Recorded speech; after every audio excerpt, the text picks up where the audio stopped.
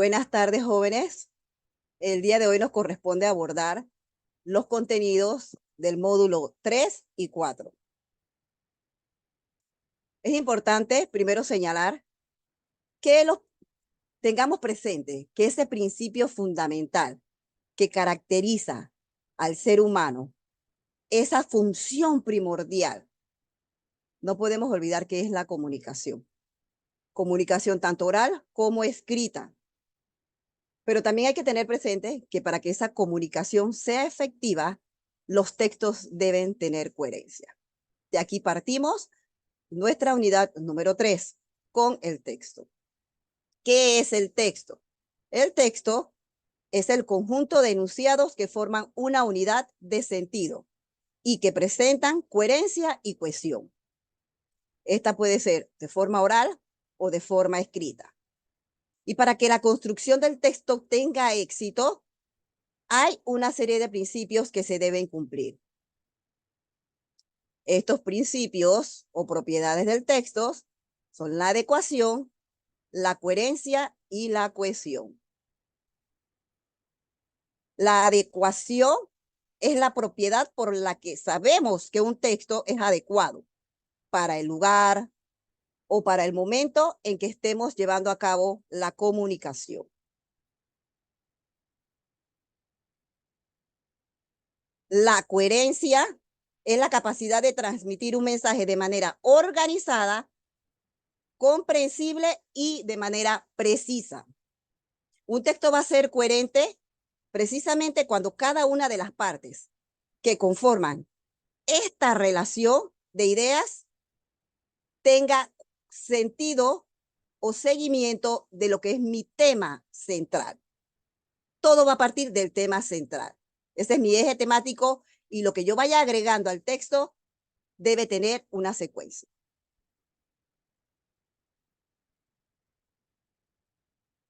Aquí es donde viene entonces la cohesión a hacer esa conexión lógica entre las palabras, frases y párrafos de un texto. Van a hilar las ideas para que tenga sentido. Como por ejemplo, ¿qué tipo de conectores nos pueden ayudar? Las conjunciones, las preposiciones, sustituciones léxicas, que van a venir a unir entre los segmentos del texto las ideas. ¿Ayudando qué? Ayudando a su integración para darle esa coherencia que queremos transmitir. Igualmente nos ayudarán entonces los mecanismos de cohesión. ¿Y qué son esos mecanismos de cohesión? Los mecanismos de cohesión vienen a ser las sustituciones léxicas. ¿Para qué? Para no hacer repetitivo el texto. Nos va a permitir sustituir algunas palabras por otras. ¿A fin de qué? A fin de evitar repeticiones y que se mantenga la coherencia y fluidez dentro del texto. Hay diferentes mecanismos de cohesión. Entre ellos están las sustituciones léxicas. Dentro de esas sustituciones que nos pueden apoyar a no ser repetitivo el texto, tenemos los sinónimos, los hiperónimos o hipónimos, los conectores y la elipsis. De los sinónimos podemos decir que viene a ser la sustitución de una palabra por otra que le iguala en significado. Por ejemplo, la belleza de esa mujer me impresiona. En vez de volver a repetir la palabra belleza, yo la reemplazo por hermosura. Y estaríamos hablando de lo mismo. El doctor llegará tarde a la clínica. Es un médico muy atento. Aquí, así que lo esperaré. Para no nuevamente acá repetir que es un doctor muy atento, yo reemplazo por un sinónimo. Otro mecanismo es por el reemplazo de hiperónimos y de hipónimos. ¿Qué es el hiperónimo? El hiperónimo va a venir a nombrar de forma amplia o general una clase de seres y conceptos.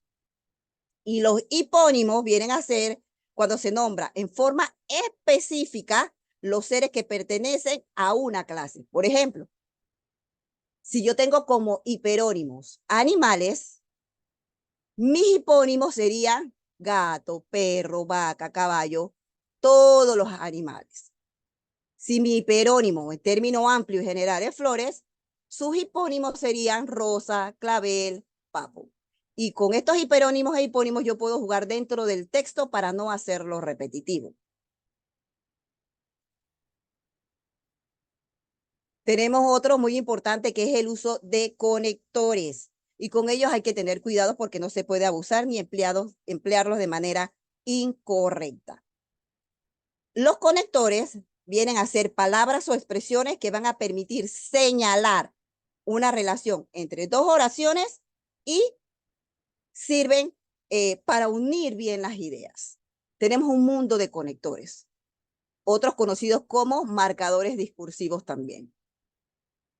Hay marcadores, hay conectores de inicio, hay conectores de causa, hay conectores de efecto, de desarrollo, de ejemplificación, de ser, hay un mundo de ellos. Solo hay que saber emplearlos para no perdernos tampoco en el texto, ni en el mensaje que queremos comunicar.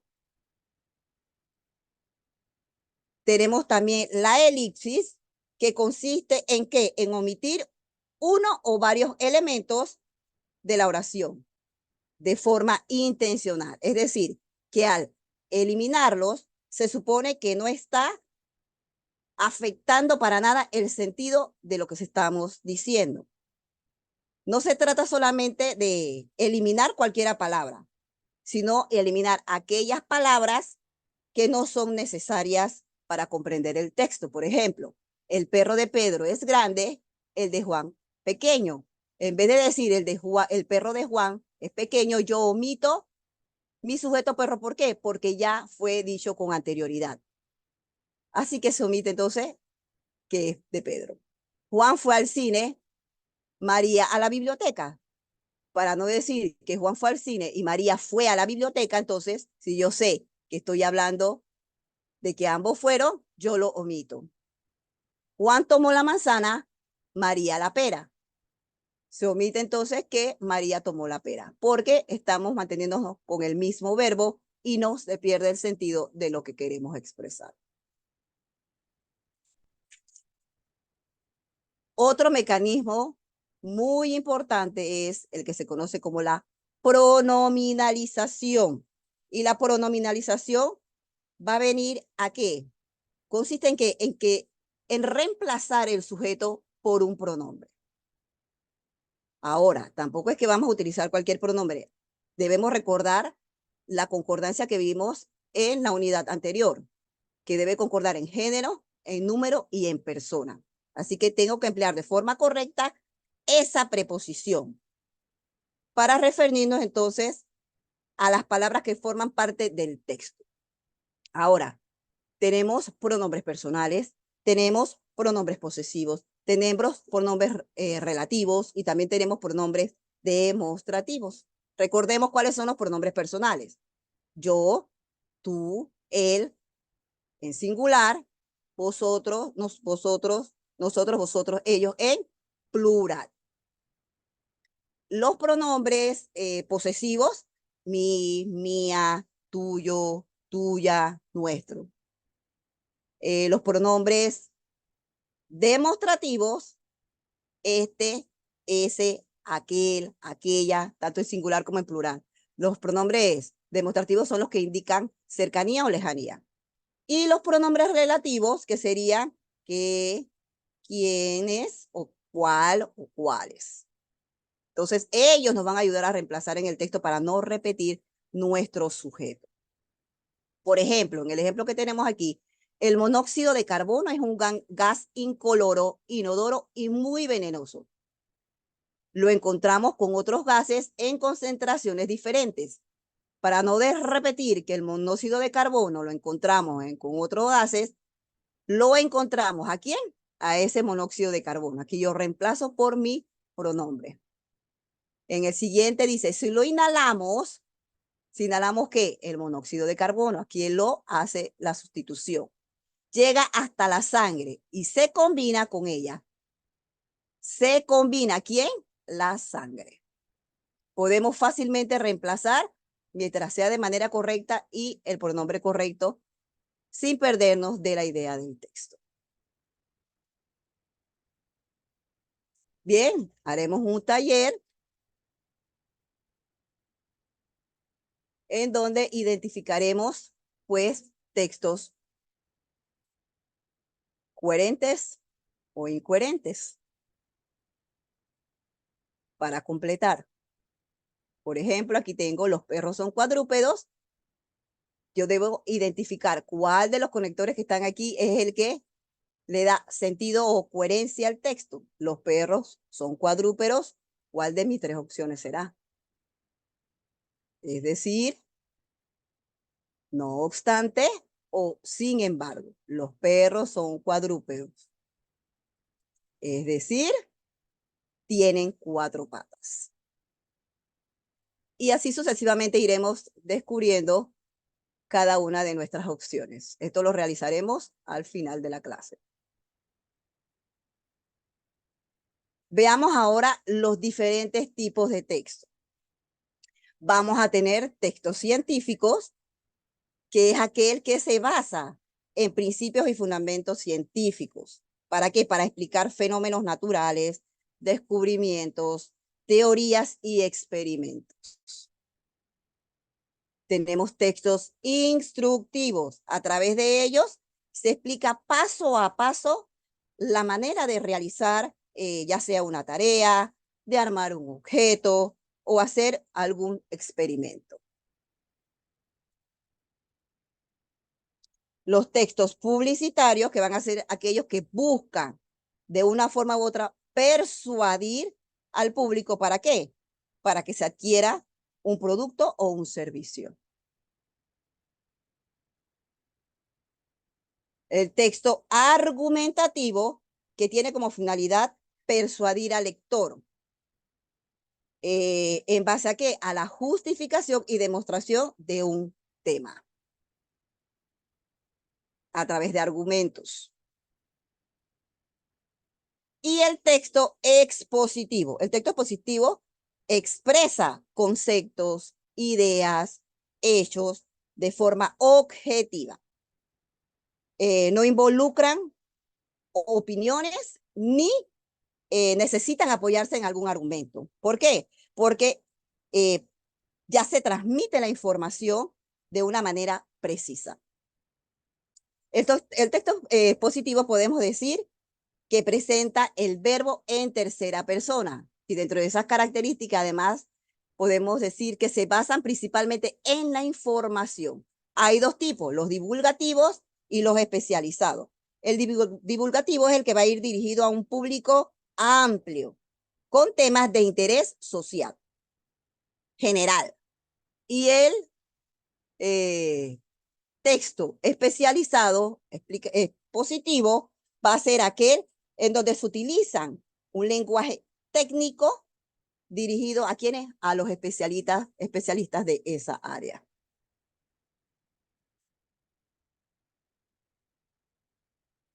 Basándonos entonces en los tipos de textos que acabamos de ver, aquí tenemos 5 opciones para que seleccionemos a través de los enunciados o la imagen a qué tipo de texto pertenece.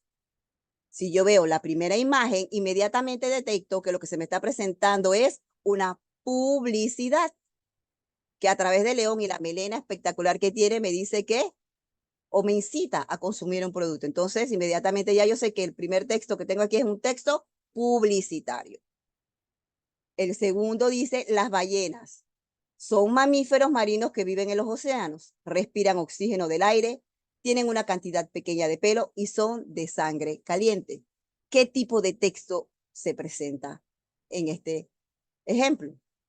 Háganlo en su cuaderno, no tienen que copiar todo el texto, simplemente copien las respuestas y luego de finalizada la clase lo discutimos o dentro de un rato. Bien, ahora abordando la parte de la literatura que sería nuestra unidad número 4, la literatura que vamos a abordar, que vamos a ver, que vamos a resaltar es nuestra literatura panameña. Yo siempre me hago la pregunta de si realmente nosotros le damos el valor a nuestros escritores, a las obras poéticas, cuentos, que se escriben en nuestro país? Yo creo que eso puede ser una pregunta para reflexionar si realmente aquí valoramos la literatura panameña. Bien, conocer la literatura de un país va a ser importante. ¿Por qué? Porque esta será portadora de su historia, de sus costumbres, de sus tradiciones y fuente de mucha información relativa a qué? A diversos aspectos de la vida cotidiana. La literatura comprende un conjunto de obras producidas en Panamá, la panameña, obviamente. Esta se dice que inició en la época colonial, 1502, 1821, destacando factores como el amor por la patria, el amor del territorio nacional, la independencia de nuestro territorio y la naturaleza, que resaltan muchos de nuestros poetas o escritores panameños. El género que más se cultivó se dice que fue el cuento, pero también tenemos el género poesía y el género novela. Dentro de los movimientos literarios en Panamá tenemos el romanticismo. El romanticismo se caracterizó por ser, eh, por entregarse a la imaginación y la subjetividad, su libertad de pensamiento y exponer, además, idealizaciones de la naturaleza. Dentro de los autores que pertenecen a este movimiento está Gil Colunge, Tomás Martín Fuyet, con su obra del Espíritu Santo, La Flor del Espíritu Santo, Amelia Denis de Icaza, al Cervancón, Jerónimo de la Osa, Federico Escobar, Rodolfo Caicedo, entre otros reconocidos poetas panameños del romanticismo. Otro movimiento es el modernismo, que surge en el momento de la separación de Panamá de Colombia. En este periodo, el lenguaje de la poesía panameña fue enriquecido y dotado de nuevas formas de expresión. El lenguaje culto, elegante, esteticista fue el que más resaltó. Entre los autores están Darío Herrera, Nicole Garay, León Azoto, Gaspar Octavio Hernández, María Olimpia de Ovaldía, Demetrio Corsi, entre otros. Otro movimiento muy importante de nuestra literatura fue el vanguardismo, que inicia en Panamá de la mano del escritor Rogelio Sinan, con su libro Onda. Si vemos la imagen es de la novela de Rogelio Sinan, La Boina Roja. Rogelio Sinan, ¿por qué? Rogelio Sinan se dice que fue el mayor exponente de la literatura panameña. Este movimiento reflejó de cierta forma el sentir de un pueblo panameño, de las constantes luchas por la identidad. Entre los autores está Rogelio Sinan, Ricardo J. Bermúdez, Mario Augusto Rodríguez, Magdalena Camargo, entre otros.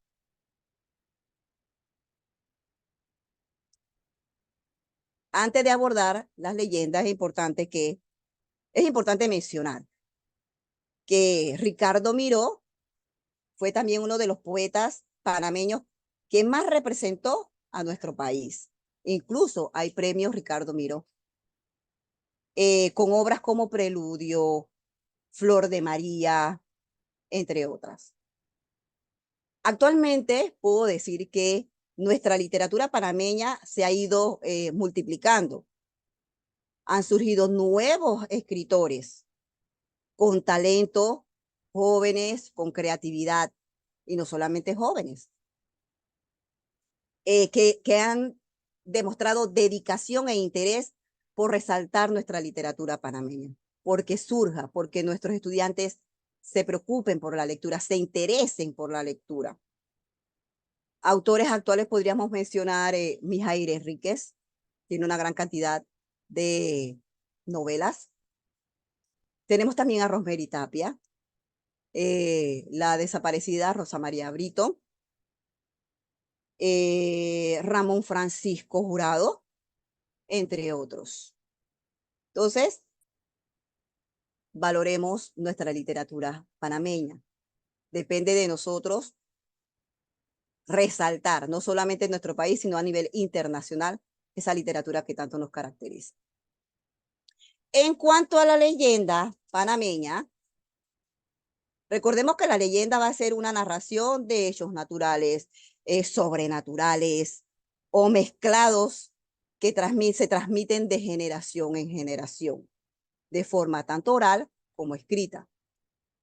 En nuestro país existen leyendas que aún suelen contarse, sobre todo esto lo vemos en nuestros pueblos, en el del campo allá, donde se escucha todavía cuentos autóctonos, incluso cuentan sus vivencias, porque de cierta forma aseguran que han vivido algo sobrenatural.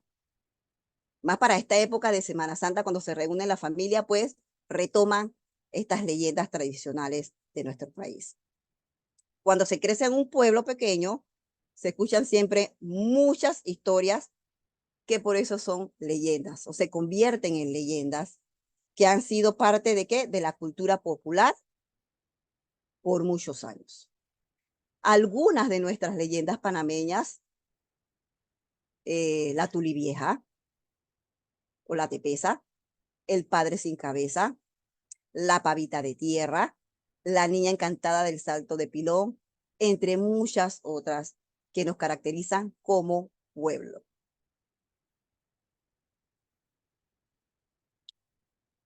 Basándonos entonces en la parte de la literatura, copien en su cuaderno o respondan inmediatamente, de forma inmediata, los cuestionamientos que se nos hacen para entonces llevarlos a debate. Hasta aquí, jóvenes, entonces, la unidad 3 y la unidad 4.